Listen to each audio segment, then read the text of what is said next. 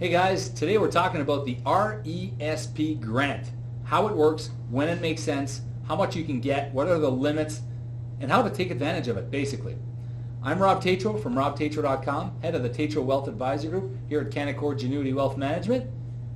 To my right, your left, is Adam Buss, Senior Wealth and Estate Planner here, Canaccord Genuity Wealth Management. Adam, we're thrilled to have you. Thanks for coming in. Thanks for having me again, Rob. We're live in Winnipeg. It's great to be here.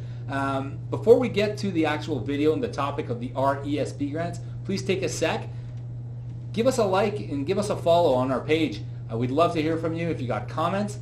And if you have questions on the RESP grant, your portfolio, your financial planning situation, go to speaktorob.com and book a free, no obligation consultation. Trust me, you won't regret it. All right, RESP grants, Adam.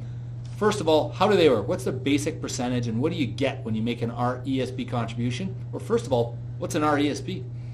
Well, that's a great question. So Registered Education Savings Plan. The grants is kind of the whole concept as to why you should put money into an RESP. So you do get 20% of free government money added to the RESP account for every contribution that you make. All right, so I put $1,000 in. They throw in $200 extra for you added to the pot to use towards future education costs. Do I get that as cash or does that go into the account? That goes into the account. Okay. I knew that. But, I was just testing it. That's good.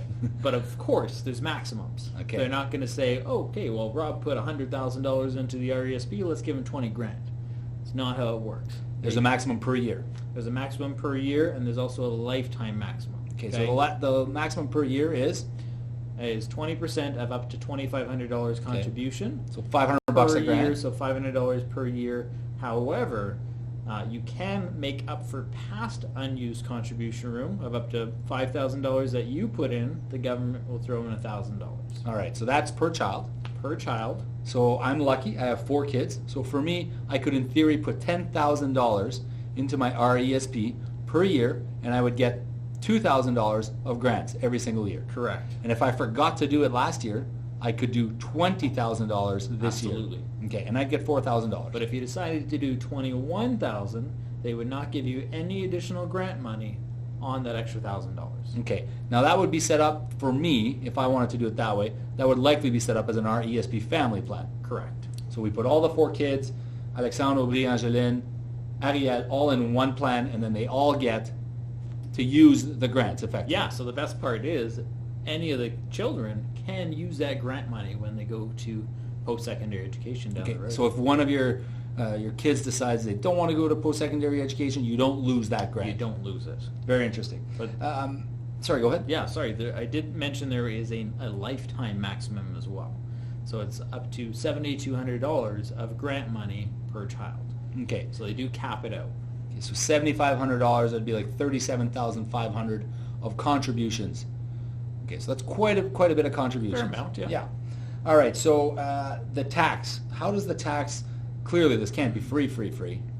Right, so it's after-tax dollars that go into the RESP account. Okay. So you pay tax on it, and then you put the money into it, unlike in our RSP, which is often confused. And then, when you take the money out down the road, is when it's taxable as withdrawn. So your money you put in is withdrawn tax-free. The government money and any income or growth that's been generated in the account is taxable to the beneficiary when withdrawn. We always like to say the grant and the growth. Grant and the growth. The grant and the growth are taxed. In theory, the way this works out is, in my mind anyways, is hopefully the kids have a much lower income bracket than you do. Yeah. And when they're pulling it out, most of it is likely tax-free. Yeah, ideally they're in university, they're poor students and don't have necessarily that income level. And they also probably have additional write-offs from education the credits, expenses, right? So essentially, hopefully it will pay as close to zero taxes on that money as possible. Okay, so it's the first year. My son's in university. We submit a confirmation of enrollment. This could be for pretty much any post-secondary education? Yeah, there is a list on the Government of Canada website as to qualified post-secondary education institutions. It was a little bit more limited when the program came out, but it's pretty wide variety now, including some international schools as well. So international, some trades, Yeah. some traditional universities, colleges, those are all kind of It is acceptable. fairly flexible. And I know there's a limit in your first 13 weeks. I think it's $5,000 if I remember correct. $5,000 your first 13 weeks, and after that, effectively, Sky's the limit. sky's the limit. So you could pull the money out. Now let's talk about the Canada Learning Bond and how that works. So that would be for lower income families. Yeah, so that is additional money that they throw into the pot. It has nothing to do with your contributions. So it doesn't even matter if you throw any money into it. They will add money to the RESP free of charge based on your income level. If you open the RESP. If you open the RESP. And they'll continue to do so as long as your family income is within certain levels. How long can I contribute for my kids' RESPs? Does it end at some point? Like, can I contribute all the way till they're 18?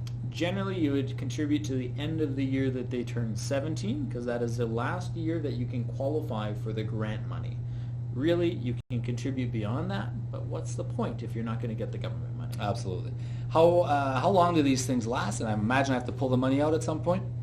There are different restrictions in place. It depends as to when the plan was established, how old the kids are. Those are all different things that we want to work with our clients on.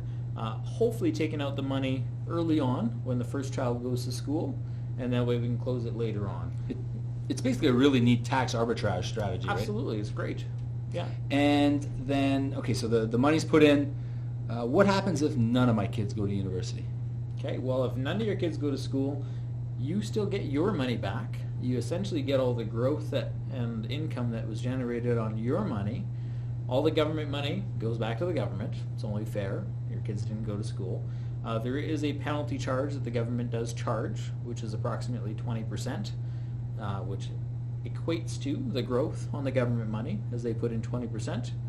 Anything that you take out, you get your money back tax-free. Any income, you can either roll to your RSP if you have enough room in your RSP, or you take it out as taxable income. The RESP grant, pretty neat stuff. Makes sense for a lot of families out there. Some of them super important to consider to I would say be an important part of a financial plan, right? When you're building a financial plan, you want to factor in this and any other education goals, right? Yeah, if the goal is to help the kids pay for post-secondary education costs, this is a fantastic program to do so. All right. Adam, thanks so much for joining us today. Adam Buss, Senior Wealth and Estate Planner here at Canaccord Genuity Wealth Management. I'm Rob Tétrault from robtétrault.com, head of the Tétrault Wealth Advisory Group. Thanks for tuning in today, guys. If you have a moment, please give us a follow, give us a like, give us a share. Send us your comments. We'd love to hear from you. And please, if you have questions on this or your portfolio, go to speaktorob.com, book a no-obligation consultation. We would love to hear from you. Thanks. Have a great day.